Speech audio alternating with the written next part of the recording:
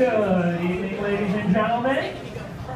Welcome to the Looney Bin Comedy Club, the best comedy club on Staten Island. The best one, the only one. It's a fucking storage room in a bowling alley. We get what we get. You guys ready for a good show? Yeah! All right, just a couple rules before we get started. In case... I'm sorry. Here, you're the host now. No, I'm just fucking with you. Okay, so just a couple rules before we get started. In case I didn't tell you, or none of the comedians told you, you haven't been in here yet, you didn't listen to your waitress, you didn't look at the menu, you're just uninformed, there is a 2-drink minimum here tonight. Soda, booze, water, whatever you want, just gotta buy 2. We are cash only here at the Looney Bin, so if you have a card, there's an ATM right outside those doors, just go right outside, right by the entrance. Please be respectful to the comedians on stage. I'm sure you're all aware that this is a political comedy show, a lot of political satire. You all knew that, right? Yeah. All right, cool. So you're all informed. Sorry. All right, so political comedy. If you disagree with any of the views being represented on stage by any of the performers tonight, please be respectful and courteous. Do not yell at the comedian. Do not heckle. Please do not be rude. Keep your phones on vibrate or silent. Please be kind and courteous to your waitstaff, to the people around you, and the comedian. And I think that's about it. You guys ready to get started? Yeah! Right on. My name is Anthony. I will be your host for this evening. Tonight is a fundraiser for a Staten Island political activist group called the Middle Class Action Project. Right on, MCAP. Middle Class Action Project was founded by the two gentlemen in the room. One will be performing tonight, John Kavinsky, who you'll see later tonight, and Robert Holz. This group tonight could not be possible without John and Rob. They worked so tirelessly to spread the word, to make sure people are aware of the issues going around. Just to they want to leave a better world for their children. And John, Rob, I just want to say, I hope you guys, all this work to make a better world for your children. I hope you guys had a great Father's Day last week, which I guess was probably a really awkward day in the Jenner house. All right, get things started. So tonight there's going to be a lot of political satire, very similar to The Daily Show. Make some noise if you like The Daily Show with Jon Stewart.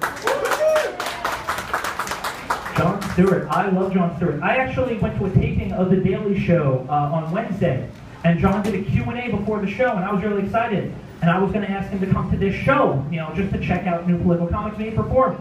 And then they told me not to ask any creepy questions, so that couldn't happen. But I did ask John. I asked him, John, I want to be successful in political comedy, in writing political comedy.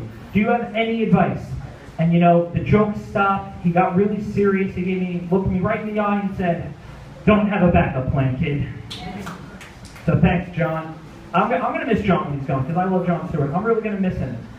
With Trevor, Trevor might be good. It might not be the same. And with the Colbert Report gone, with all these fake news shows going away, you'd think, Fox would take a hint. So, Fox. It's really where the difference between Democrats and Republicans, because when Jon Stewart leaves, all the Democrats are going to be looking for a new place to get their real news, and all the Republicans are going to be looking for Obama's real birth certificate still. So, I love Jon Stewart. We got an okay crowd for Staten Island tonight. Make some noise, Staten Island. Staten Island, a lot of people I've heard call Staten Island like the Texas of New York City, and that's not just because, we're Southern and, we're conservative and we fucking elected criminals. But in Staten Island, everything's... Staten Island! Staten Island, you fucked me up, whoever yelled out. Thanks for that. Thanks for that, go fuck yourself. But Staten Island just is like the Texas, New York City, because we're always trying to do things bigger. If you've got it, we do it bigger. You've got a dump, fuck you. We've got the biggest dump in the world. You can see it from space. Yeah, I'm so proud of that dump. Yeah, way to rep a dump, guys. Coney Island's got a Ferris wheel. They can go suck themselves. We're building the biggest Ferris wheel in the world for some reason. Jersey, you got douchebags, suck a dick. We have Vinny from the Jersey Shore. The biggest douchebag there is. Staten Island, we go hard and we go big. We even go hard when we electing criminals like Michael Grimm. Anyone like Michael Grimm? The one, yeah. keep your voice down, you'll be fine. Michael Grimm. Oh man. I'm just gonna go off like a limb and assume that when he's behind bars where he rightfully belongs, he's not gonna be the one breaking boys in half. But that, that's it. That's just me. So, I'm sure you've all seen the news what's going on in Charleston lately. I'm not going to make any jokes about that because that's just a fucking tragedy. I have no humor to insert in there for once. But I notice it's very weird that whenever a tragedy like that shows up, and then there's Al Sharpton saying, well, we're going to go to Charleston and do a protest, everyone rolls their eyes. Because fucking Sharpton is not well liked. And as a liberal, whenever there's black on white crime or anything like that, people are always going, where's your buddy Sharpton now, huh? You got fucking beat the fucking shit out of him. Where's Sharpton now? Because like me and Sharpton and Al Sharpton are buddies. Like me and Sharpton, we go fucking way back. When you register to be a Democrat, you get 3 things: you get a union card, a welfare application, and Al Sharpton's phone number. And as of today, you get a gay marriage license. Woo! But I get what people are, I get what people don't like Sharpton because a lot of times when I hear people criticize Sharpton, it's, well, how come there's no one doing it for white people? How come whenever a white guy shoots another white guy, there's no one trying to lead a riot, lead a protest? I get it. I totally understand. No one's there for the white guy. I mean, if you don't include cops, judges, lawyers, juries, the government, the legal system, and 200 years of systemic privilege, who's there for white people? I get it. The hush in the room. I fucking love it. These are some scary times we are living in, folks. These are scary times. As of about, what time is it? It's 8:30? As of about 7:50, when I last checked my phone, there are 450 Republicans running for president. This is gonna be a fun and scary election year, especially with the Republican-controlled House we have now.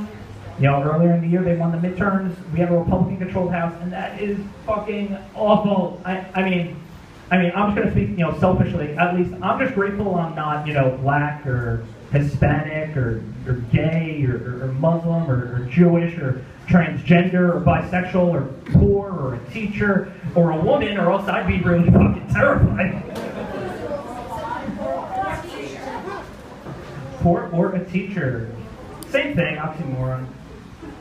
And there's so many of them running for president, and it just it scares me. Like, yesterday, Chris Christie announced that he was going to enter the race, which is a phrase I never thought I'd ever say. Chris Christie was going to enter a race. And he jumped into Chris Christie yesterday announced that he was jumping into the race, and, which is really weird because the stereotype usually is, white whales can't jump.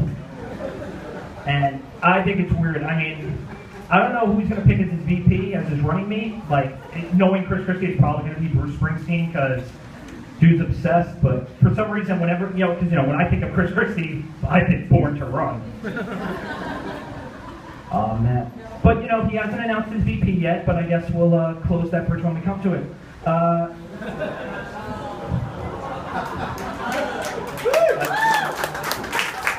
That joke got fucking 50 likes on Facebook. It works. Oh man, Rick Santorum, the big anti-gay guy who I'm sure is like hitting himself in the head today. Fuck him. He's running for president, which is really weird because if he were to get control, all he would do is give it to this country in the ass, which is a little weird for him. But let's be real. The best candidate running, Donald Trump. I'm so fucking excited that Donald Trump is running for president. I want to make a living writing fucking political comedy. Donald Trump's going to give me a gold mine. Donald Trump. Donald Trump is like the rich version of Biff Tannen from Back to the Future 2, but just not as likable. Donald fucking Trump. But let's be honest, Donald Trump will be a great president. I mean, he has such great, consistent experience in fucking bankruptcy. It's awesome. Donald Trump. And what's weird is that Donald Trump said that he wants Oprah to be his running mate. That's so weird. That'd be such a weird team, because you got one half of the team going, you get a job, and you get a job, and you get a job, and the other one going, no, you're fired. Bragging, I'm going to be the greatest jobs president God ever sent. Your catchphrase is you're fired. What the fuck are you talking about? I hate Donald Trump.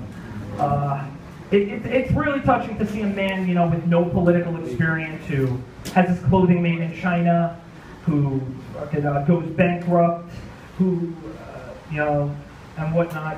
I'm gonna restart that. I should have practiced in the mirror. But it's really touching to see a man, you know, who outsources his clothing to be made in China, who goes bankrupt and has no political experience, to seek the highest political office in the land, and, you know, take jobs back from China and try to enrich the nation. Maybe I missed something. Clinton's running for president. Any Hillary fans? Nice. It's going to be awesome to see who wins the White House in 2016. The Koch brothers or Wall Street?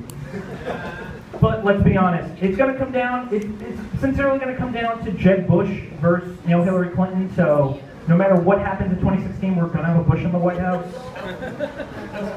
It's weird because people think Hillary's the only Democrat running, but Bernie Sanders is also running. Fuck yeah, let's go Bernie! And I think 2 other Democrats are running. So that's 4 Democrats total. I feel bad for Hillary. She thought she was getting this all on her own. She hasn't had this many guys on her back since her and Bill's honeymoon. And John McCain is considering running for president in 2016, while Sarah Palin's considering running in 2017.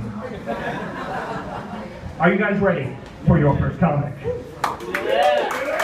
Come to the stage now, a very funny woman. She's performed all over New Jersey, but don't hold that against her. Give it up for Missy Allen.